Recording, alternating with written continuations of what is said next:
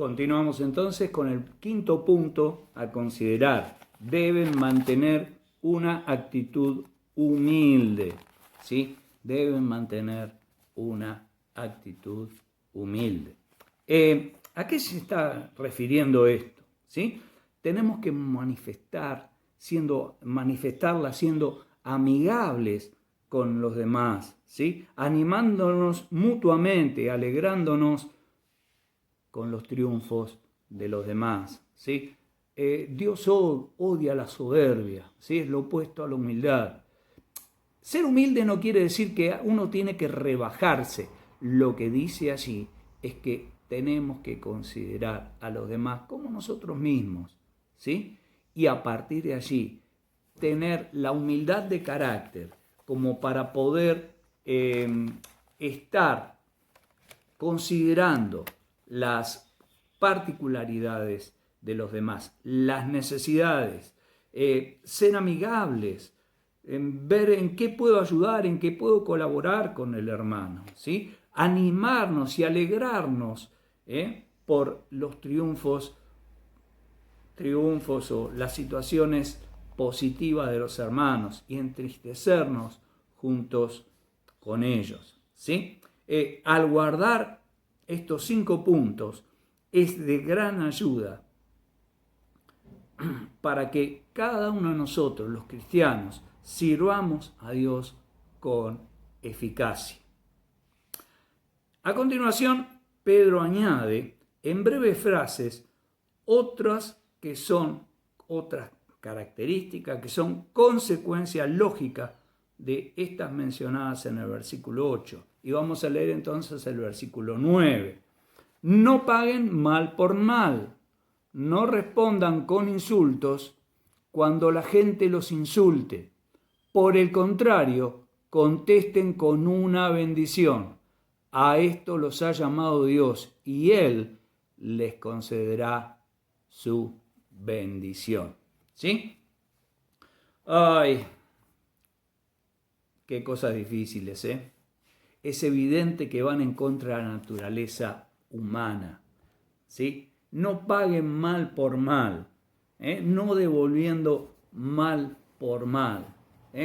¿Cómo manifestamos, ¿sí?, esta conducta cristiana? Cuando alguien nos hace algo, enseguida vamos y buscamos la revancha en cuanto a eso, ¿sí? Dice el Señor Jesús allí en el Sermón del Monte, Mateo 5, 39.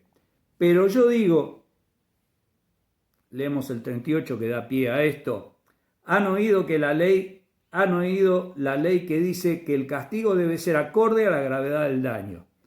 Ojo por ojo y diente por diente. Pero yo digo, no resistas a la persona mala. Si alguien te da una bofetada en la mejilla derecha, ofrécele también la otra mejilla. Y continúa, ¿sí? No devuelvan mal por mal, ¿sí? Primera Tesalonicenses 5:15. Asegúrense de que ninguno pague mal por mal. Más bien, traten de hacer el bien entre ustedes y a todos los demás. Evidentemente, lo que no sale del corazón cuando alguien nos hace algo, y bueno, de alguna manera lo tienen que pagar, ¿sí? Porque me ofendió, porque lo que sea, ¿sí? Acordémonos de esto. No paguemos mal por mal, ¿sí? Segunda cosa, insulto por insulto, ¿sí? Lo hemos comentado cuando vimos el capítulo 2, versículo 23 de Primera Pedro, respecto de Cristo, quien cuando lo insultaban no devolvía, cuando lo maldecían no maldecía, ¿sí? Evidentemente, de vuelta, no surge de nuestra naturaleza humana, es obra del Espíritu Santo de Dios en cada uno de nosotros y tenemos que fortalecernos de tal manera que el Espíritu tome control de nuestra persona, ¿sí?